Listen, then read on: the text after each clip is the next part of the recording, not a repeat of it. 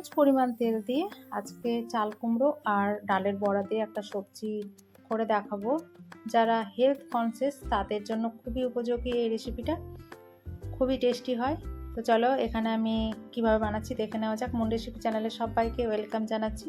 Channel নতুন থাকলে subscribe করে দিয়ে। তো দেখলে আমি গ্রেট করে নিলাম চাল কুমড়োটা। এবারে আমি ডাল ভিজিয়ে রেখেছিলাম, এটা আছে মটর ডাল, অল্প পরিমাণ নিলাম আদা আর 3টে কাঁচা লঙ্কা। এটা খুব একটা গ্রেট করার দরকার পড়ে না, গ্রাইন্ড করার। তো গ্রাইন্ড করে আমি ঢেলে নিয়েছি একটা পাত্রে। তারপর পরিমাণ মতো লবণ, হলুদ আর 1 চামচ পরিমাণ দিয়েছিলাম ছোটো চামচের সুজি। এবারে এটা ভালোভাবে 1-1.5 মিনিট ধরে ফেটিয়ে নিচ্ছি, রেখে দিলাম সেটা ঢাকা দিয়ে। তারপর দেখো 2 চামচ সর্ষের তেল দিয়েছি প্যানের মধ্যে, আর অল্প একটু দিয়েছি সাদা সর্ষে।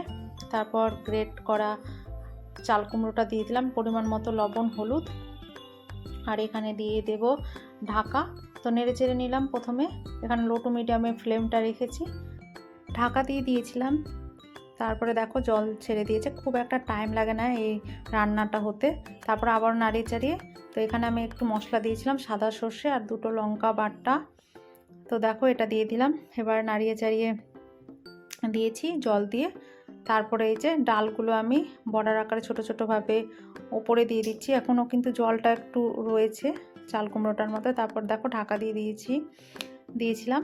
তো দেখতেই পাচ্ছ তোমরা বড়াটা শক্ত হয়ে গেছে, কারণ জলের ভাপে বড়াটা শক্ত হয়ে গেছে, ভেঙে যাবে না। এবারে আবারও একটু সবজির সাথে মিশিয়ে নিয়েছি নেড়ে চেড়ে।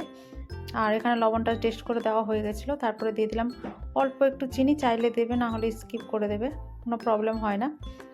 তো নিরামিষ তো আমি অল্প একটু দিয়েছিলাম, সার্ভ করে নিয়েছি। কেমন লাগলো রেসিপিটা জানিও, ভালো লাগলে লাইক শেয়ার করে দিও।